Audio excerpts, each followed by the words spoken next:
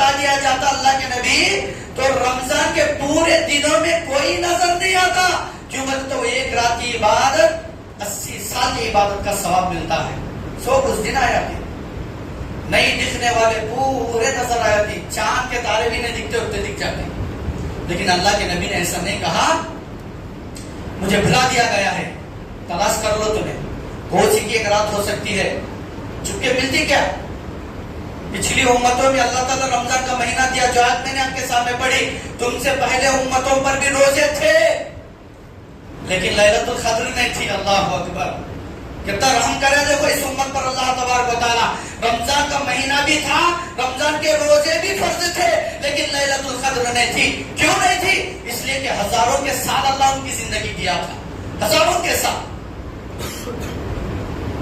اللہ کے نبی صلی اللہ علیہ وسلم سے پوچھے اللہ کے نبی یہ تمہاری امت گنتی کے چند سال ہیں, 60 سال 70 سال 100 سال, پہلے کی امت 1000 سال 900 سال, کتنے نیکیاں لے کر کے ہے وہ اللہ کے سامنے رہیں گے, ہم لوگ ان کے کئی دور پیچھے کھڑے رہیں گے. اللہ کے نبی صلی اللہ علیہ وسلم فرماتے ہیں اِنَّا أَنزَلْنَاهُ فِي لَيْلَةِ الْقَدْرِ وَمَا أَدْرَاكَ مَا لَيْلَةُ الْقَدْرِ لَيْلَةُ الْقَدْرِ خَيْرٌ مِّنْ أَلْفِ شَهْرٍ.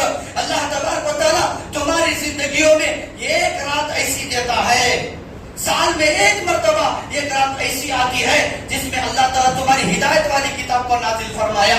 وہ ایک رات ایسی آتی ہے جو تمہاری زندگیوں کو یعنی تمہاری زندگیوں کو خوشنما بنا دیتی ہے. وہ ایک رات کی عبادت الف من شہر یعنی 1000 مہینوں سے بھی زیادہ افضل ہے, 1000 مہینوں سے.